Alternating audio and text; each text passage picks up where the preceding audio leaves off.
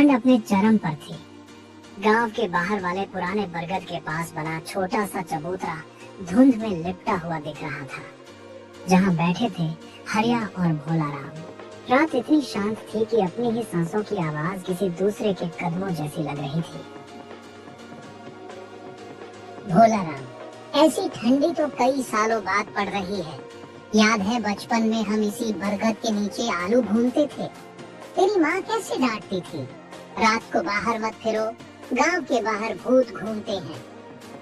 हाँ रे हरिया, वो भी क्या दिन थे। तब जिम्मेदारियां नहीं थी, न खेत का डर, न घर का बोझ, बस चांद, आग और हंसी। तू आज बहुत उदास लग रहा है, सब ठीक तो है ना? उदासी क्या बताऊं यार। पिछले साल जंगली सुअर ने जो फसल उखाड़ दी थी ना, दिल वहीं टूट गया था। कई दिन तो खाना भी नहीं खा पाया था। इस साल कुछ भी हो जाए, फसल नहीं खराब होनी चाहिए। मेरी बिटिया की शादी है हरिया, उसका लाल जोड़ा देखकर जी भर आएगा। बस इस बार खेत बच जाए। हरिया के मन में भी पुराने दिनों की गूंज उठी। दोनों बचपन के दोस्त, एक दूसरे के सुख दुख के साथी। भोलाराम, तेरी बिटिया मेरी भी बेटी जैसी है। जब वो छोटी थी ना, मुझे हरिया काका कहकर पीछे पीछे घूमती थी। फसल पर कोई आंच नहीं आने देगा जब तक हम दोनों जिंदा हैं। कभी कभी लगता है हरी, ये खेत ही हमारा सब कुछ है। रोएंगे भी तो इसके सहारे, हंसेंगे भी इसी पर। कुछ देर तक दोनों चुप रहे। ठंडी हवा सरसराती हुई गुजरती है। हरिया ने चबूतरे से नीचे झांकते हुए कहा, तुझे भी कुछ अजीब नहीं लग रहा, जैसे आज रात कुछ ज्यादा ही शांत है? अरे तू हर बात में भूत मत ढूंढ। ठंड ज्यादा है, इसलिए आवाजें दूर दूर तक दब जाती हैं। लेकिन तभी पीछे कहीं झाड़ियों में से किसी के चलने की आवाज आई। दोनों सन्न रह गए। भोलाराम, सुना तूने? ऐसा लग रहा है कि कोई चल रहा है। भोलाराम ने गर्दन उधर घुमाई, पर अंधेरा इतना गहरा था कि कुछ दिखाई नहीं देता था। हाँ, सुना तो मैंने भी। लगता है कोई जंगली जानवर होगा। चल चल कर देखते हैं, कहीं फसल पर हमला न कर दे। आज रात कुछ गड़बड़ लग रही है। आवाज ऐसी थी जैसे कोई चल रहा हो, इंसान जैसा। भोलाराम ने घबराहट छुपाते हुए कहा, इंसान इस ठंड में, रात के इस पहर? हम दोनों के अलावा यहाँ कौन आएगा? दोनों कुछ पल खामोश खड़े रहे। हवा में सरसराहट बढ़ती जा रही थी। हरिया ने धीरे से फुसफुसाया, चल। आवाज उधर से आई थी। धीरे धीरे चलना, पता नहीं क्या है। दोनों सावधानी से खेत के किनारे चलने लगे। कई मिनटों तक कुछ नहीं दिखा, सिर्फ झाड़ियों की अजीब हलचल और रात का गहरा अंधेरा। तभी अचानक, रुक, देख, आगे कोई जा रहा है। दोनों तुरंत पास के एक पेड़ के पीछे झुक गए। घास के बीच एक परछाई धीरे धीरे आगे बढ़ रही थी। कदम भारी थे, जैसे कोई किसी बोझ के साथ चल रहा हो। जरा ठीक से देखने दे। अरे, ये तो शंकर है। क्या शंकर?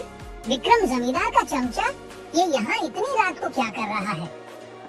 शंकर मशाल जैसी टिमटिमाती लालटेन हाथ में लिए तेज तेज कदमों से आगे बढ़ रहा था। हर कुछ सेकंड में पीछे मुड़कर देख भी रहा था, जैसे किसी को डर हो कि कोई पीछा कर रहा है। ये आदमी कभी सीधा काम नहीं करता। और ये दिशा तो हमारे गांव के पुराने कुएं की तरफ जा रही है। वहाँ आधी रात को कौन जाता है? भाई, कुछ तो जरूर गड़बड़ है।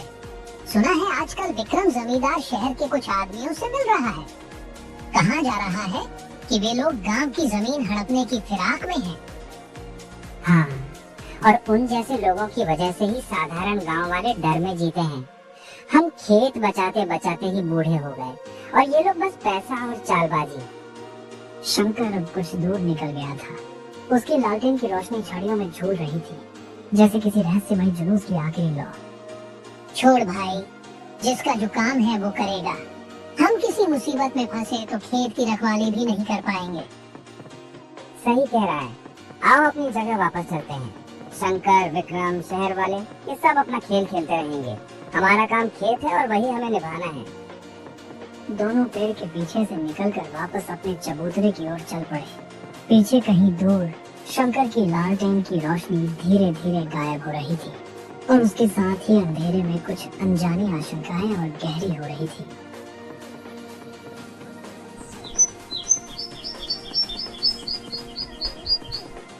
सुबह की पहली किरणें गांव की कच्ची गलियों पर गिर रही थी, मगर आज गांव में वह शांत माहौल नहीं था। हर तरफ हलचल, फुसफुसाहट और दहशत पसरी थी। कुत्ते भी बेचैन होकर इधर उधर भौंक रहे थे। हरिया अभी भी चारपाई पर लेटा हुआ था, क्योंकि रात के उस घटना के बाद वे घर आ गए थे। तभी उसकी पत्नी सरला घबराई आवाज में पुकारती है, अजी सुनते हो? कितनी देर तक सोते रहोगे? गांव में बड़ी अनहोनी हो गई है। क्या हुआ सरला? सुबह सुबह किस बात की घबराहट है? वो राधा, मोहनलाल की बेटी, उसकी हत्या कर दी किसी ने। लाश मिली है पीपल के पेड़ के नीचे, हमारे खेत से थोड़ी ही दूरी पर। क्या कहा तूने? राधा हत्या? ये कब हुआ? रात को ही हुआ होगा। सुबह चरवाहों ने देखा, पूरा गांव उसी तरफ जमा है। कहते हैं लाश की हालत भी ठीक नहीं है, पुलिस को बुला लिया गया है। हरिया का चेहरा सख्त हो गया। उसके दिमाग में कल रात का दृश्य घूमने लगा। शंकर का उसी दिशा में जाना, लालटेन की थरथराती रोशनी। कल रात हम दोनों ने शंकर को यहीं जाते देखा था। कहीं वही तो? वह घबराकर जल्दी जल्दी घर से निकलने लगते हैं। कहाँ जा रहे हो? ज्यादा इधर उधर मत घूमो, पुलिस आएगी, जांच होगी। कहीं ऐसा न हो कि लोग उल्टा पुल्टा बोले और हमारा नाम आ जाए। कुछ नहीं होगा सरला, मैं बस भोलाराम से मिलकर आता हूँ। ये मामला बहुत गंभीर है। हरिया घर से बाहर निकल पड़ता है और सीधा भोलाराम के घर जाता है। भोलाराम दरवाजे पर ही खड़ा था, चेहरा पीला, आंखें डरी हुई। भाई तूने सुना? हाँ हरिया, पूरी रात नींद नहीं आई जब खबर सुनी। ये कौन कर सकता है हमारे गांव में? हरिया भोलाराम के थोड़ा करीब आकर धीमी आवाज में बोलता है, भाई तूने कल रात शंकर को जिस दिशा में जाते देखा था, वही दिशा थी, वही पीपल का पेड़। ये काम शंकर का हो सकता है। चुप, धीरे बोल। शक तो मुझे भी है, पर हमारे पास क्या सबूत है? तो क्या चुप बैठ जाए? आज राधा के साथ हुआ, कल हमारी बेटियों के साथ होगा। भोलाराम एक पल चुप रहा, फिर भारी आवाज में बोला, हरिया, हम गरीब लोग हैं। शंकर विक्रम जमींदार का आदमी है। वो लोग 1 मिनट में केस पलटवा देंगे। पैसे का खेल है सब। अगर हम सिर्फ देखा था कह दें तो हम ही फंस जाएंगे। तो फिर क्या करें? क्या ऐसे ही डर कर बैठे? भोलाराम कुछ सोचकर बोला, एक ही रास्ता है।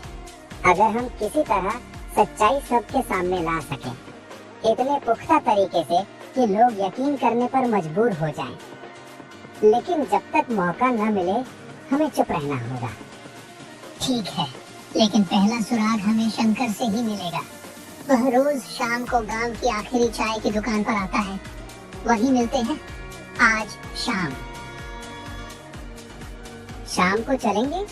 आज ही से इस खेल का असली राज खुलेगा। शाम धीरे धीरे गांव पर उतर रही थी। हवा ठंडी थी और दुकानों के पास लालटेनें झिलमिला रही थी। हरिया और भोलाराम चुपचाप रास्ते पर चल रहे थे, लेकिन दोनों के दिल में तूफान था। दूर से ही उन्होंने देखा, देख देख, उधर चाय की दुकान पर शंकर बैठा है। शंकर अकेला बैठा था, सिर नीचे झुका हुआ, जैसे किसी सोच में डूबा हो। आज असली परीक्षा होगी। हम राधा के बारे में दुख भरी बातें छेड़ेंगे। अगर वह हमारी बात में भावुक होकर साथ दे तो शायद उसका हाथ नहीं, और अगर चुप रहा या उठकर चला गया तो समझेंगे दाल में कुछ काला है। दोनों ने गहरी सांस ली और चाय की दुकान की ओर बढ़े।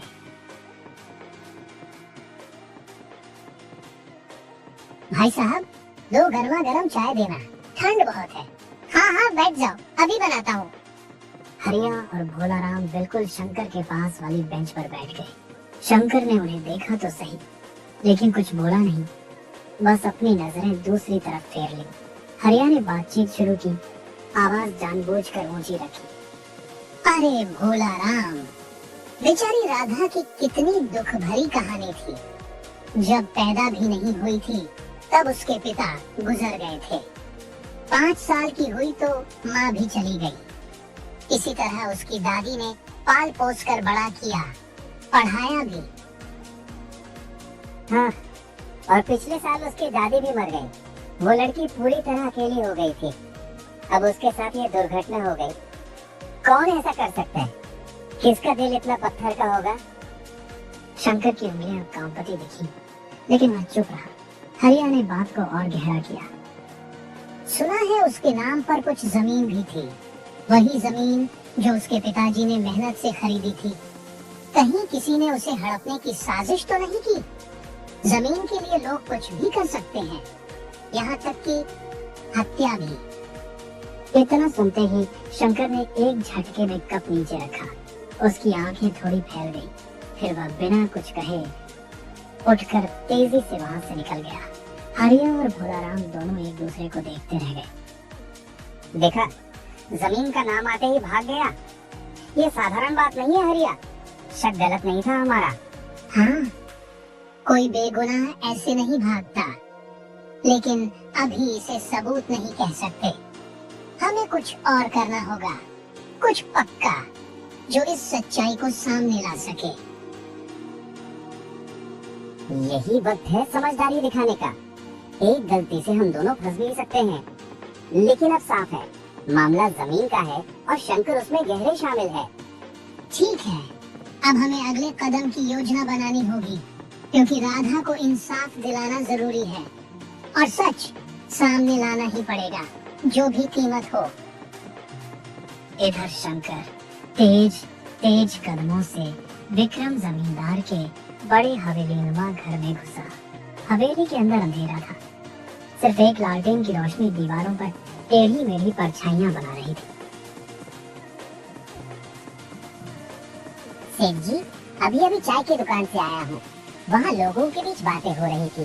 सबका कहना है कि राधा का मामला जमीन को लेकर है। मुझे शक है सेठ जी, कहीं कोई सच्चाई तक न पहुँच जाए। कौन है गांव में जिसकी इतनी हिम्मत है कि मेरी की हुई बातों पर चर्चा करे? सेठ जी, वही हरिया और भोलाराम। और मुझे लग रहा है कि शायद कल रात उन्होंने मुझे देख लिया होगा। वो दोनों अक्सर अपने खेत में ही रात गुजारते हैं। विक्रम अचानक सीधा बैठ गया। उसके चेहरे पर चिंता की लकीरें उभर आई। अगर उन्होंने देख लिया है तो मामला गड़बड़ हो सकता है। कुछ करना पड़ेगा। कुछ क्षण चुप्पी रही, फिर विक्रम की आवाज खतरनाक रूप से धीमी हो गई। तुम ऐसा करो शंकर, भोलाराम की बेटी को उठा लो। सुना है जल्द ही उसकी शादी है। उसे उठाओगे तो वे दोनों जुबान खोलने से पहले 100 बार सोचेंगे। बोलती हमेशा के लिए बंद हो जाएगी। पर सेठ जी, उसे उठाने से क्या होगा? क्या करेंगे उसके साथ? धंधा करूंगा, अपने कारोबार में उसका इस्तेमाल करूंगा। तुम्हें इतना जानने की जरूरत नहीं है, बस काम करो। आज की रात सोनिया गायब हो जानी चाहिए। ठीक है मालिक, आप जैसा कहें, आज रात ही उसे उठा लूंगा। वह जल्दी से झुककर विक्रम को प्रणाम करता है और हवेली से निकल जाता है। रास्ते में रात और भी गहरी हो चुकी थी। हवा से पेड़ों की टहनियां ऐसे हिल रही थी मानो कोई फुसफुसा रहा हो। शंकर तेज कदमों से चल रहा था, लेकिन दिल में डर और बेचैनी थी। सेठ के मन में क्या चल रहा है? पहले राधा को खत्म करने कहा, अब भोलाराम की बेटी सोना को उठाने को कह दिया। ये सब आखिर क्यों? किस धंधे में डाल रहा है मुझे? अचानक पीछे से टूटती टहनी की आवाज। शंकर एकदम रुक गया। हवा अचानक ठंडी हो गई। कौन है वहाँ? अंधेरे में कोई नहीं दिखता, लेकिन हल्के सी परछाई झाड़ियों के पीछे हिलती है। बाहर आओ, कौन है? कोई जवाब नहीं, बस हवा में एक अजीब सी फुसफुसाहट, जैसे कोई बहुत पास खड़ा हो। शंकर का गला सूख गया। अगर कोई मजाक कर रहा है तो बुरा होगा। मैं सेठ विक्रम का आदमी हूँ। तभी राधा की धुंधली लेकिन साफ पहचान वाली आकृति उसके सामने खड़ी थी। राधा, तुम कैसे? तुमको तो मैं मार चुका हूँ। हाँ शंकर, तुमने मेरी हत्या की थी, पर मेरी आत्मा को चैन नहीं मिलेगा जब तक मैं तुम्हें और विक्रम को खत्म न कर दूं। नहीं राधा, मुझे माफ कर दो। मैंने बहुत बड़ी गलती की। मैं सिर्फ विक्रम के कहने पर।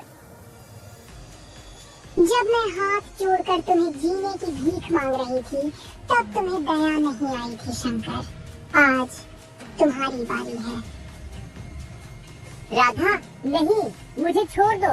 मैं लेकिन वाक्य पूरा होने से पहले राधा की आत्मा एक ठंडी हवा की तरह उसके चारों ओर घूमी और अचानक एक चीख गूंजी और शंकर का शरीर जमीन पर गिर पड़ा।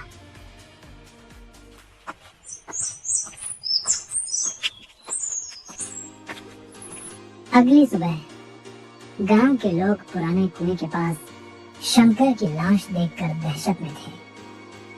किसी को समझ नहीं आ रहा था कि यह सब इंसान का काम है या किसी अदृश्य ताकत का। शाम के वक्त चाय की दुकान पर हरिया और भोला राम दोनों बैठकर धीमी आवाज में बातें कर रहे थे। हमने तो सोचा था राधा की मौत में शंकर का हाथ है, लेकिन अब वो भी नहीं रहा। आखिर ये सब कर कौन रहा है? भाई, ये मुझे विक्रम की नई साजिश लगती है ताकि कोई उसकी सच्चाई तक ना पहुंचे। हो सकता है उसने ही शंकर को खत्म करवाए हो। लेकिन हम क्या कर सकते हैं? विक्रम जैसे जालिम लोग किसी भी हद तक जा सकते हैं। अगर उसे पता चल गया कि हम सच पता लगाने की कोशिश कर रहे हैं तो हमें भी खत्म कर देगा। नहीं भाई, हम बातों को यहीं खत्म कर देते हैं। हमारा परिवार है, कहीं हमारे साथ भी कुछ बुरा ना हो जाए।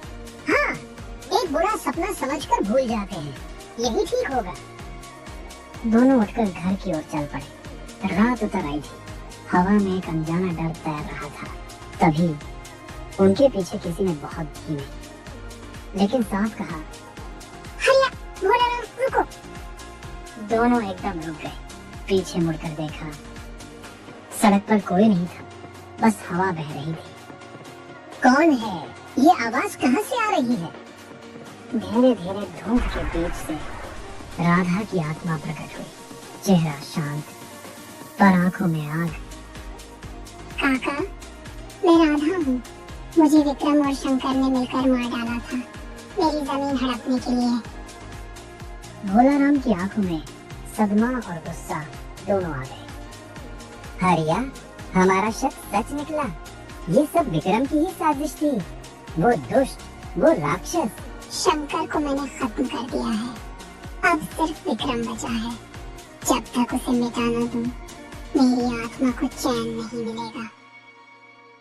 पर बेटी, तुम चाहती क्या हो हमसे? मैं उसे घर के अंदर या दिन के समय नहीं मार सकती। उसकी ताकतें और घर की तांत्रिक रक्षा मुझे रोकती है। तुम दोनों को उससे किसी भी तरह बाहर निकालना होगा। ये कैसे करेंगे हम? हम तो साधारण किसान हैं। नहीं भाई, ये हमें करना होगा। ये हमारे गांव का सवाल है, हमारी बेटियों का सवाल है। आज राधा के साथ हुआ, कल किसी और राधा के साथ भी हो सकता है। इन जैसे